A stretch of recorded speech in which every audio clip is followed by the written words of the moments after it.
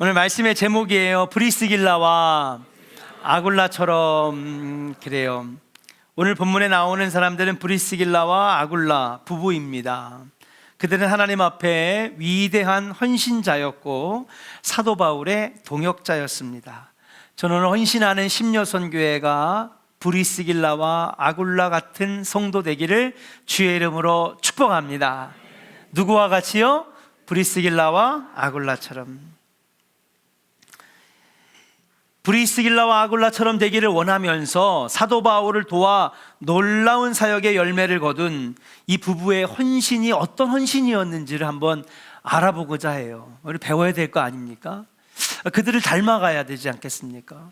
성경에 이렇게 많이 기록되어 있는 이 두 사람을 우리가 롤모델 삼아서 우리도 그렇게 헌신해야 하나님께서 은혜 주시고 복 주시고 써주시지 않겠는가.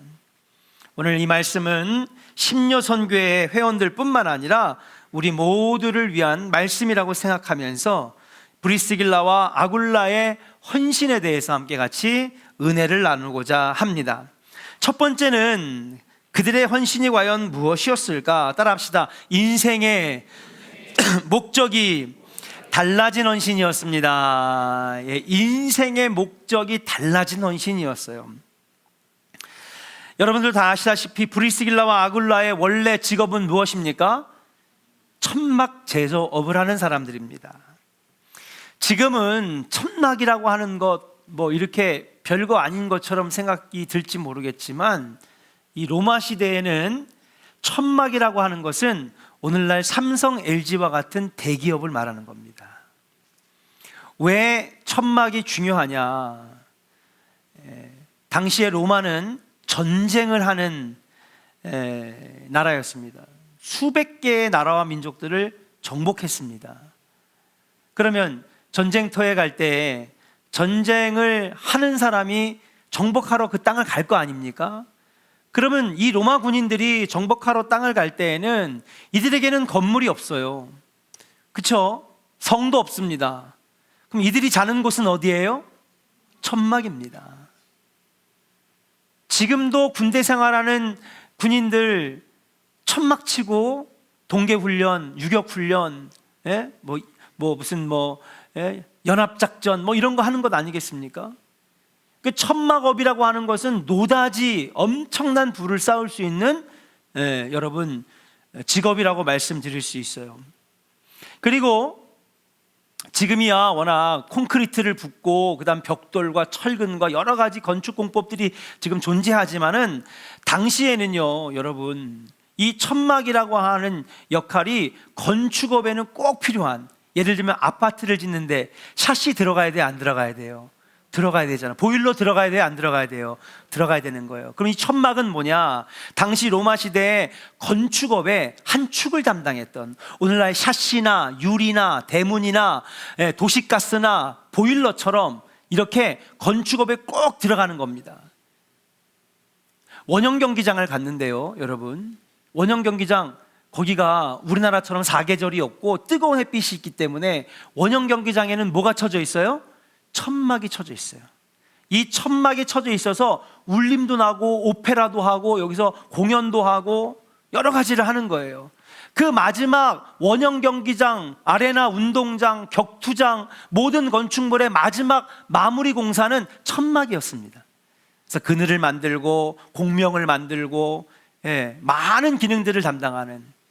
근데 그것도 여러분, 이 사람이 어디서 하면 시골에서 한 것도 아니고 어디서 이 천막 제조업을 했느냐? 바로 로마에서 했다는 거예요.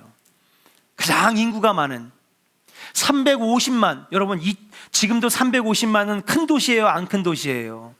수원이 크잖아요. 수원이 엄청 큰 도시인데도 몇 명 살아요? 지금 110만 명 삽니다. 로마는 350만이 살았어요. 기가 막힌 거 아닙니까? 이 대도시에, 세계에서 가장 큰 도시에서 천막 제조업을 했으니 아마 오늘날 대기업의 총수라 정도라고 볼 수가 있는 것이죠. 아마도 꽤나 큰 돈을 벌었을 것입니다. 막대한 부를 쌓았을 것입니다. 그런데 로마가 기독교의 박해를 시작을 하면서 뭐를 선포하냐? 황제가 모든 유대인들은 로마에서 떠나라. 유대인들은 다 떠나라고 명령을 내립니다. 그러니까 브리스길라와 아굴라는요 쫓겨난 겁니다. 뭐를 쫓겨나요? 그냥 아무것도 건지지 못하고 공장도 못 건지고 그냥 있는 것만 챙겨가지고 여러분 쫓겨났어요.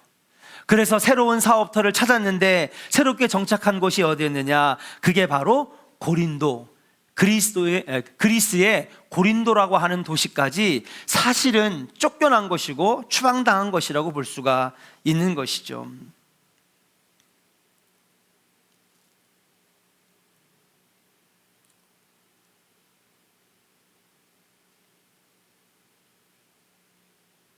그들의 인생의 목적이 과연 무엇이었을까?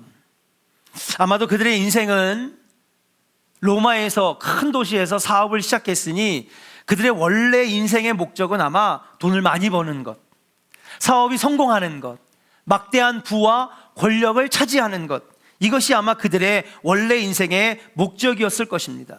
그래서 로마에서 다 망하게 되었는데도 새로운 사업터를 찾아가지고 고린도까지 내려왔다라고 하는 것 아니겠습니까?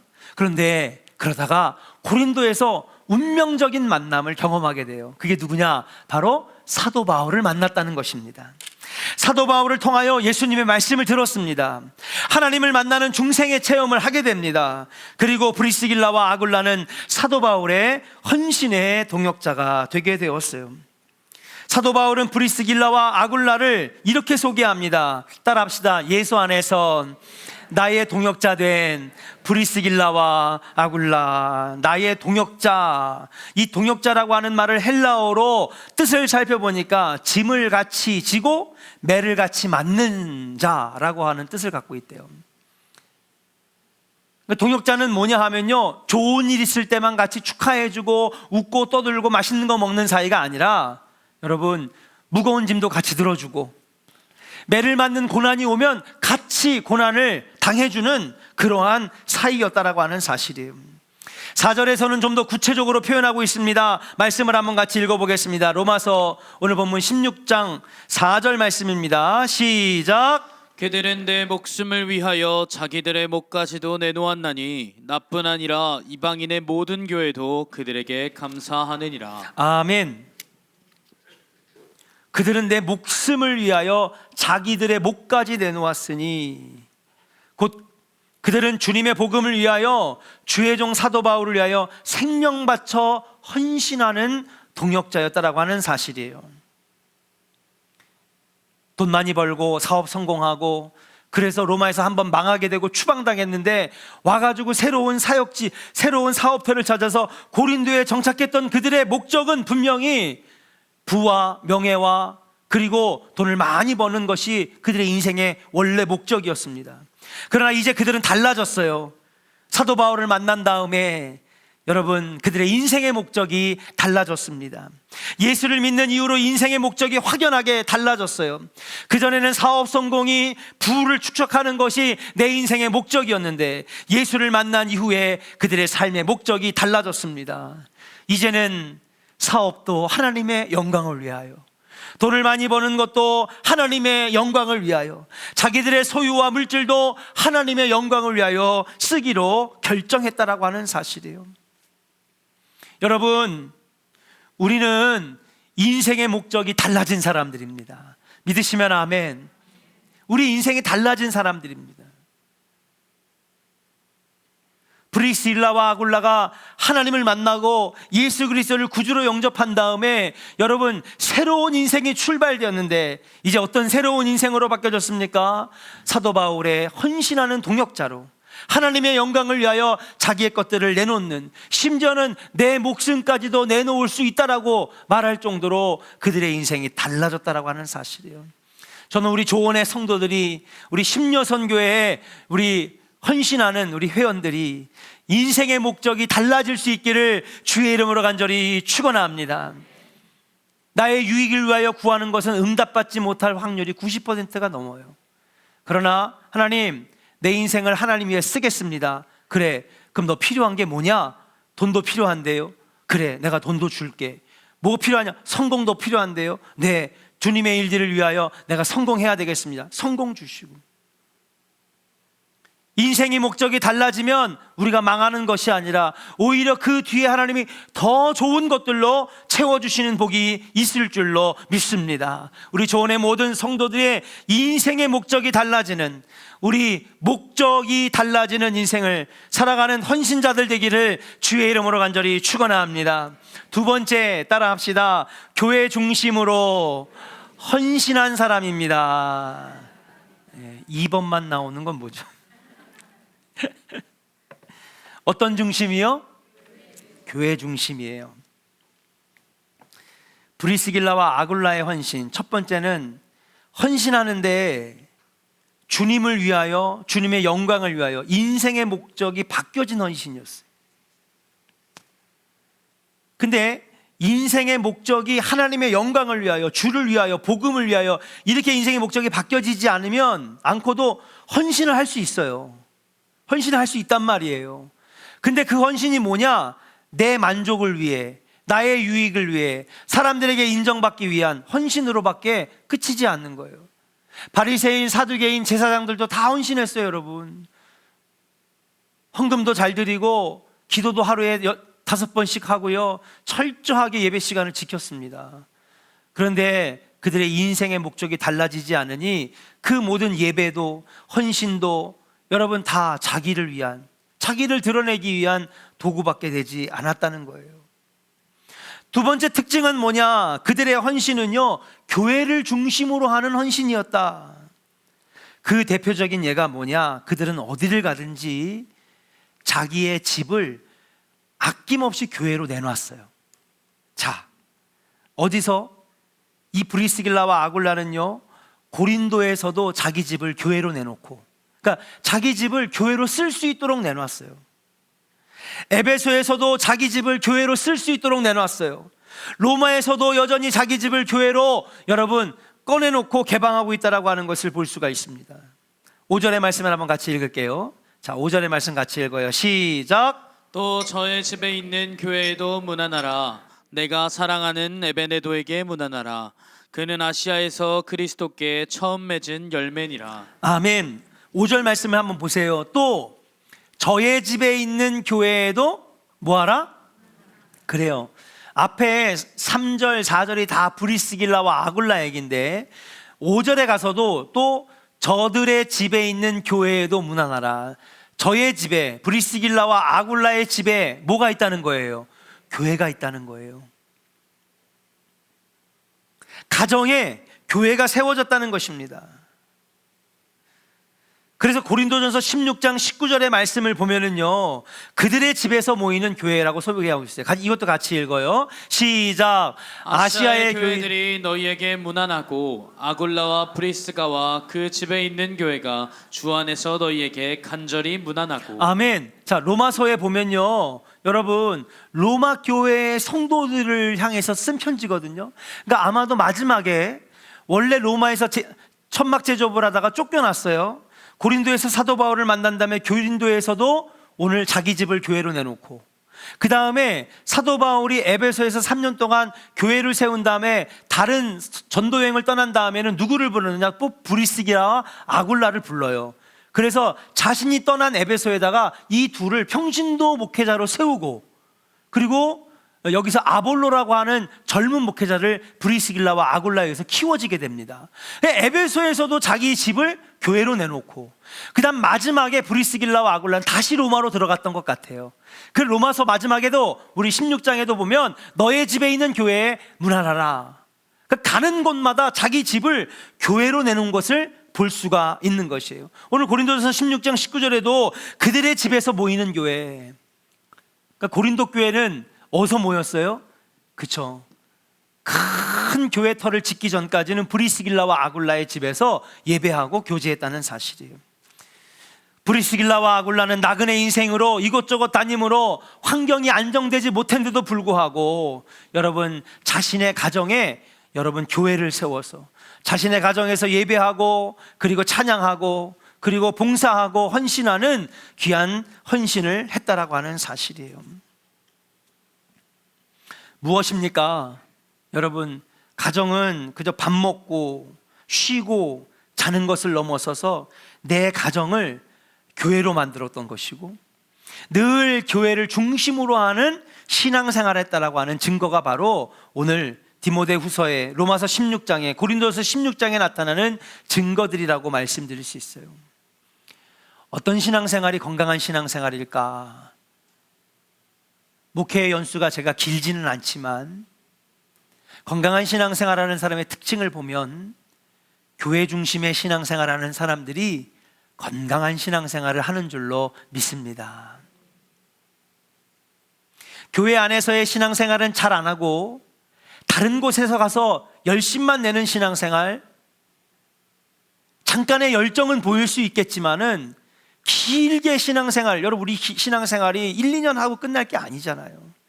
어떤 분은 30년, 어떤 분은 50년, 주님이 나를 데려가실 때까지 신앙생활하는 장기전인데, 장기 마라톤인데, 여러분 어떤 사람들이 건강한 신앙생활 하느냐? 결국에는 교회를 중심으로 하는 꾸준한 신앙생활이 결국 건강한 신앙생활을 하게 만들더라는 사실이에요. 사랑하는 우리 심려선교회 여러분, 교회를 중심으로 생각하고 교회 중심으로 말하고 교회 중심으로 헌신하기를 주의 이름으로 간절히 축원합니다. 교회는 내 마음에 안 들어, 이 교회는 내가 하고자 하는 게 없어, 이런 건 왜 안 해?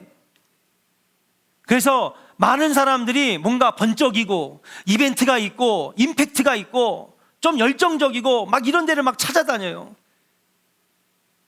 요즘 젊은 세대들은 안 그러냐? 요즘도 그래요. 3, 40년 전에는 어땠느냐? 그냥 교회는 다 뒤로 하고 그냥 무슨 은사 집회, 물론 은사 집회도 필요하죠. 하나님 특별히 능력 주신 분들, 여러분 은혜 받고 여러분 또 도전받고 내 신앙이 새로워지는 계기는 분명히 있어야 돼요. 지금도 부흥 강사는 있어야 되고, 지금도 특별 집회는 있어야 되고, 지금도 은사 집회는 있어야 되고, 지금도 하나님이 기적은 보여주셔야 돼요. 자, 그래서 은혜 받았으면 이제 뭐 해야 돼요? 교회에 돌아와서 헌신해야 되는 거예요. 근데 그것만 따라다니면 결국엔 마지막에 보니까 건강한 신앙생활을 하지 못한다. 매일 먹는 집밥이 우리를 건강하게 하는 것처럼 하루에 30분이라도 꾸준히 걷기, 달리기, 운동을 할 때에 건강이 유지되는 것처럼 세상의 그 어떤 것도, 그 화려한 것도 꾸준함을 이길 수 없다라고 하는 사실. 여러분의 신앙생활이 교회 중심으로 한 꾸준한 신앙생활 되시기를 주의 이름으로 간절히 축원합니다. 우리 한번 역사에게 축복합시다. 교회 중심으로 꾸준한 신앙생활이 건강한 신앙생활입니다. 할렐루야. 사랑하는 심려선교회 여러분, 하나님이 기뻐하시는 사람은 철저하게 교회 중심으로 사는 사람이에요. 성전 중심의 삶을 사는 사람이에요. 성전들을 가까이 하는 것이 내게 얼마나 큰 기쁨이냐고 다윗이 여러분 찬양했잖아요. 성전 중심, 교회 중심, 말씀 중심 신앙생활하여서 하나님을 기쁘시게 해드리고 건강한 신앙생활 이루는 우리 심려선교회와 성도들 되시기를 주의 이름으로 간절히 축원합니다. 마지막이에요. 한번 따라합시다. 가능하면 부부가 함께 헌신하는 생활해야 합니다. 부부가 함께한 헌신이 브리스길라와 아굴라의 헌신이었어요. 브리스길라와 아굴라 부부는 성경에 6번이나 언급이 되는데 6번 나와요. 오늘 막 읽었잖아요, 그죠? 로마서 16장에도 나오고 고린도전서 16장에도 나오고 디모데후서 3장에도 나오고 6번 나오는데요, 브리스길라가 남편 이름일까요? 네? 잘 모르겠어요. 우리 심려선교회는 참 착해요, 그죠? 모르면 모른다고 얘기를 하니까. 아굴라가 아내의 이름일까요? 브리스길라가 아내의 이름일까요? 지금 여기서는 서로가 다 다른 대답을 하셨어. 아굴라가 아내입니다. 브리스길라가 아내입니다. 브리스가와 아굴라, 뭐 성경에는 브리스길라라고도 표현되어 있고 브리스가라고 되어 있는데, 여러분 브리스가가 아내의 이름이 4번이나 앞에 먼저 나온다는 거예요. 일반적으로 2000년째 이 고대 사회에서 남성 중심 가부장적인 사회였기 때문에 누구 이름이 먼저 나와야 돼요? 지금이야 아내 이름 먼저 나오든 남편 이름 먼저 나오든 큰 상관이 없잖아요. 그렇게 기분 나쁘지도 않고 내가 남편인데 에? 그러지 않잖아요. 그래요, 당신 이름 먼저, 당신 먼저. 지금은 상관없지만 이 당시에는요 무조건 남편 이름이 나와야 되는 거예요. 일반적인 풍습이 있는데 그것을 깨고 성경에는요 아내의 이름이 4번이나 먼저 언급되고 있다는 사실이에요. 그만큼 이 아내가 교회에서 하나님 영광을 위하여 선교 사역에 여러분 주도자였다라고 하는 것을 말할 수가 있는 겁니다. 성경에서는요 하나님 마음에 합당한 사람이 1등인 거지. 아멘. 성별이 중요하지 않고 나이가 중요하지 않아요. 먼저 된 자가 나중되고 나중된 자가 먼저 되는 거예요. 근데 배가 아프거든. 아유, 신앙생활 1년밖에 안 됐는데, 교회 온 지 1년밖에 안 됐는데 목사님한테 인정받고 막 열심 내고 그러면요 30년 다녔는데 나는 신앙생활이 그냥 그래. 열심도 안 내고 은혜도 없고 기도도 안 하고. 근데 뭐 인정받으니까 그건 또 보기 싫은 거야. 그렇지 않아요, 여러분. 하나님 앞에서는 나이가 중요하지 않습니다. 성별이 중요하지 않습니다. 사회의 지위와 여러분 위치가 중요하지 않아요. 하나님 마음에 합당한 자가 앞선 자가 되는 것인 줄로 믿습니다. 그런 면에서 볼 때 브리스가가 훨씬 헌신의 주도 여자였지 않겠는가. 근데 보면 대체적으로 교회에도 지금 보면요 여자들이 압도적으로 많은 건 부인할 수 없는 사실이죠. 아내들의 신앙이 그 가정의 신앙 분위기를 주도하는 것을 볼 수가 있습니다. 그래서 여러분 여보 한번 교회 가자. 예수 믿자. 교회 다니니까 얼마나 좋은지 몰라. 그러면서 남편의 분위기를 주도해가지고 교회에 나오게 해서 함께 신앙생활을 할 수 있는 그러한 모습들을 만들어야 된다는 거예요. 아무튼 남편이 먼저 되었든 아내가 되었든 누구든지 하나님 앞에 온전히 먼저 헌신한 사람이 여러분 다른 사람들을 주도해서 끌고 가야 될 줄로 믿습니다. 그럼 누구예요? 바로 여러분들이지. 여러분들이 주도해야 되는 것입니다. 누가 해주질 않아요. 여러분들이 그 영혼을 위해서 기도해 줘야 되고 옆에서 강권하여 권면해야 되고 헌신해야 된다고 얘기하고 그렇게 주도해 나가면 하나님께서 그 가정을 쓰시고 복을 내려 주실 줄로 믿습니다. 그런 면에서 브리스가와 아굴라가 항상 여러분 같이 이름이 나오는 이유는 뭐냐? 이 부부가 함께 생명을 걸고 헌신하는 동역의 모델을 보여줬다라고 하는 사실이에요. 우리 심려선교회는 아직 젊잖아요. 그렇죠? 기회가 많습니다. 예. 남편들도 다 같이 신앙생활 같이 했으면 좋겠어요. 예, 함께 협력했으면 좋겠습니다. 누가 하냐? 여러분들이 끊임없이. 그 시간이 얼마나 걸릴지는 모르지만은 그러고 보니까 여기 앉아 계신 분들은 지금 다 남편이 나오시네. 예, 이 설교가 멋쩍을 정도로 다 교회를 나오시네.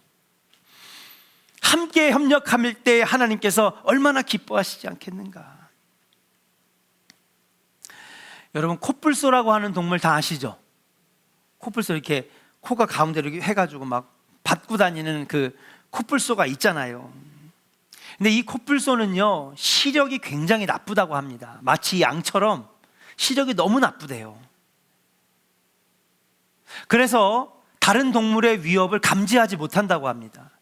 그런데 코뿔소가 물론 등치도 크고 힘도 세지만 얼마든지 동물의 세계에는 천적이란 게 있어요. 코뿔소도 죽게 되고 잡아먹히게 됩니다. 그런데 이 코뿔소가 살아남는 방법이 있대요. 그게 뭐냐 하면 코뿔소는요 동물의 왕국을 보시면 코뿔소 등에 뭐 허연 것들이 붙어 있는 게 볼 수 있어. 보셨어요 혹시? 코뿔소의 등에는요 그 넓은 큰 등짝에는요 이렇게 하얀 뭐 이런 것들이 막 꿈틀꿈틀 돼. 알고 봤더니 그게 뭐냐 하면요 작은 새들이래. 작은 새들. 큰 새들은요 위험해서 앉지 못하고 작은 새들이 그렇게 조그만 작은 새들이 여기저기 붙어 앉는다는 거예요. 왜 붙어 앉을까요? 코뿔소 등 껍질이 이렇게 울퉁불퉁 하거든요. 예, 까칠까칠하고 그 사이에 벌레들이 그렇게 기생해서 산다고 그래요. 곤충들, 벌레들 이런 것들이 붙어 있대요.